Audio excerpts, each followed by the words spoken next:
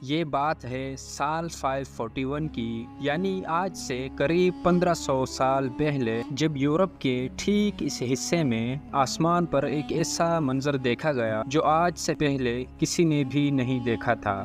عجیب شیپ کے گھنے اور کالے بادلوں نے آسمان پر ڈیرا ڈال دیا تھا، اور یہ اتنے گھنے بادل تھے کہ انہوں نے سورج کی روشنی کو بھی پوری طرح سے روک دیا تھا۔ پہلے تو یہ سمجھا گیا کہ یہ بادل بارش برسا کر غائب ہو جائیں گے، لیکن ایسا سوچنے اور سمجھنے والوں کو کہاں معلوم تھا کہ یہ بادل کچھ ایسا کرنے والے ہیں جس کو ہمیشہ کے لیے یاد رکھا جائے گا۔ یہ پورا علاقہ اس دور میں ایسٹرن رومن امپائر یا پھر بائزنٹائن امپائر کے کنٹرول میں تھا، جہاں کی کیپٹل سٹی کانسٹینٹینوپل تھی، جس کو آج استنبول کہا جاتا ہے۔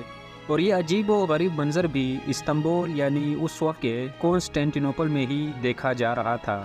کچھ گھنٹے گزرے، پھر کچھ دن، اور پھر کئی ہفتے، لیکن یہ انوکھے بادل نہ ہی برس رہے تھے اور نہ ہی آسمان کو چھوڑنے کا نام لے رہے تھے۔ دن پہ دن یہ معاملہ کافی سیریس ہوتا جا رہا تھا، اور اب بات یہاں تک پہنچ چکی تھی کہ پچھلے کئی ہفتوں سے کانسٹینٹینوپل نے سورج کی شکل تک نہیں دیکھی تھی۔ لیکن کس کو معلوم تھا کہ یہ سب تو صرف ایک شروعات تھی، کیونکہ آگے جو ہونے والا تھا وہ کسی کے وہم و گمان میں بھی نہیں تھا۔ محاذ کی اس ویڈیو میں ایک بار پھر سے خوش آمدید۔ ناظرین، ایئر 541 میں کانسٹینٹینوپل پر ایک بہت بڑی مصیبت آ چکی تھی۔ اس دور میں بھی یہاں پر 10 لاکھ سے زیادہ لوگ رہتے تھے، اور پچھلے کئی ہفتوں سے بادلوں کے سائے نے سارے لوگوں کو کافی بے چین کیا ہوا تھا۔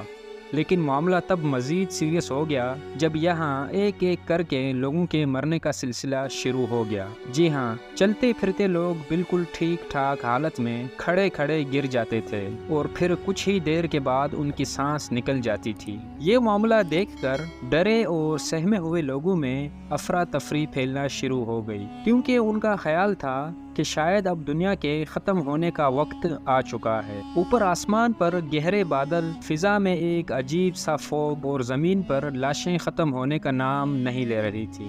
گرمیوں کے موسم میں سخت سردی پڑنا شروع ہو گئی، اور برف باری اتنی شدید ہو گئی کہ نہ ہی لوگوں کی فصلیں بچیں اور نہ ہی جانور اور پرندے۔ اس وقت کے بائزنٹائن ایمپرر، جن کا نام جسٹینین تھا، انہوں نے لوگوں کو پرسکون رہنے کا حکم دیا، اور یہ کہا کہ جو لوگ اچھے کام کرتے ہیں ان کی جان کو کچھ نہیں ہوگا۔ ایمپرر کے اس بیان نے لوگوں کو مزید بے چین کر دیا تھا، کیونکہ یہ بیماری نہ ہی اچھے انسان کو دیکھ رہی تھی اور نہ ہی برے کو۔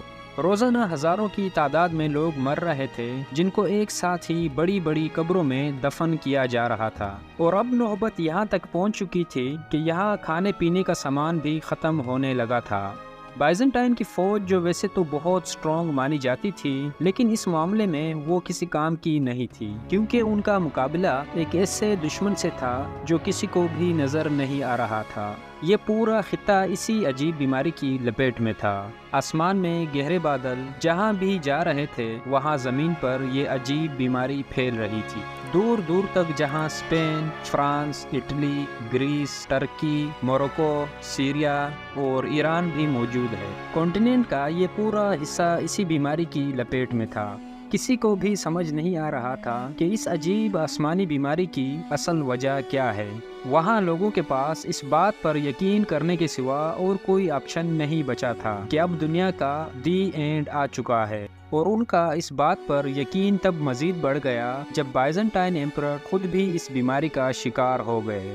یہ بیماری ہسٹری کا سب سے پہلا ریکارڈڈ پینڈیمک تھا، جو آج پلیگ آف جسٹینین کے نام سے جانا جاتا ہے۔ پورے 2 سالوں تک چلنے والی انوکھی آسمانی بیماری نے اس پورے کانٹیننٹ کا نظام دھرم بھرم کر دیا تھا، یہاں تک کہ کچھ علاقے تو ایسے بھی تھے جہاں پر پورے 2 سالوں تک سورج ہی نہیں نکلا تھا۔ لیکن کسی کو اس ہسٹری کی اصل وجہ معلوم نہ پڑ سکی۔ کالے بادلوں کا خوفناک سایہ، گرمی کے موسم میں برف باری کا پڑنا، فصلیں، جانور اور پرندوں کے ساتھ ساتھ انسانوں کا بھی مر جانا اس بات کی نشانی تھی کہ یہاں کچھ تو ایسا ضرور ہوا تھا جو کسی بھی صورت میں نارمل نہیں تھا۔ پر اب جا کر تقریباً 1500 سال گزرنے کے بعد 2013 میں اس خوفناک آسمانی بیماری کی اصل وجہ کا سراغ لگا لیا ہے۔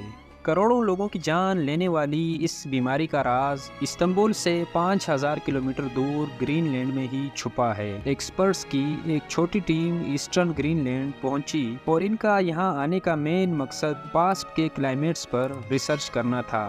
گرین لینڈ میں ہر وقت بہت ایکسٹریم ویدر ہوتا ہے۔ یہاں عام حالات میں بغیر پروفیشنل ایکوپمنٹ کے رہنا بالکل بھی پاسبل نہیں ہے۔ جون جولائی میں جہاں کئی کنٹریز کا ٹیمپریچر 50 ڈگری سیلسیس کراس کر جاتا ہے، اسی وقت گرین لینڈ کا ٹیمپریچر -80 ڈگری سیلسیس ہوتا ہے۔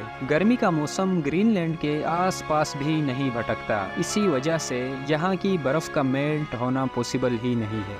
آسمان سے برسنے والی سنو فال فضا میں موجود پارٹیکلز کو بھی اپنے ساتھ زمین پر لے آتی ہے، یعنی اگر ماحول میں ڈسٹ ہوگی تو وہ سنو فال کے ساتھ نیچے زمین پر آ جائے گی۔ ایکسپرٹس کا ماننا ہے کہ یہاں برف کے نیچے پچھلے 1 لاکھ سالوں کا کلائمیٹس ڈیٹا ابھی تک محفوظ ہے۔ ہر سال گرین لینڈ میں جو برف پڑتی ہے وہ لیئرز میں ایک دوسرے کے اوپر جمع ہوتی جاتی ہے۔ 1 سال کی لیئر 5 سینٹی میٹر موٹی ہوتی ہے، یعنی اگر آج سے 1500 سال پہلے کا کلائمیٹس ڈیٹا جاننا ہو تو تقریباً 75 میٹر نیچے موجود سنو کے سیمپلز کو باہر نکال کر اس کی لیب ٹیسٹنگ کرنا ضروری ہے۔ ایکسپرٹس نے یہاں ڈرلنگ کا کام سٹارٹ کیا اور پچھلے 2000 سالوں سے پڑنے والی برف کو باہر نکال دیا گیا۔ نکالے جانے والے سنو کور کی ٹوٹل لمبائی 100 میٹر سے بھی زیادہ تھی، جس میں برف کے وہ حصے بھی شامل تھے جو پلیگ آف جسٹینین کی خوفناک بیماری کے دوران گرین لینڈ کے آسمان سے برسے تھے۔ نکالے جانے والے آئس کور کو الیکٹریکل کنڈکٹیوٹی ٹیسٹ پرفارم کیا گیا تو حیرت انگیز طور پہ ایئر 500 سے 600 کے درمیان پڑنے والی برف میں سلفر کی ایک سپائک دیکھی گئی۔ یہ سپائک اس بات کی نشانی تھی کہ جس دور میں کانسٹینٹینوپل پر 2 سالوں تک کالے بادل منڈلا رہے تھے، اس دور میں ایٹماسفیئر میں کچھ نہ کچھ گڑبڑ ضرور تھی۔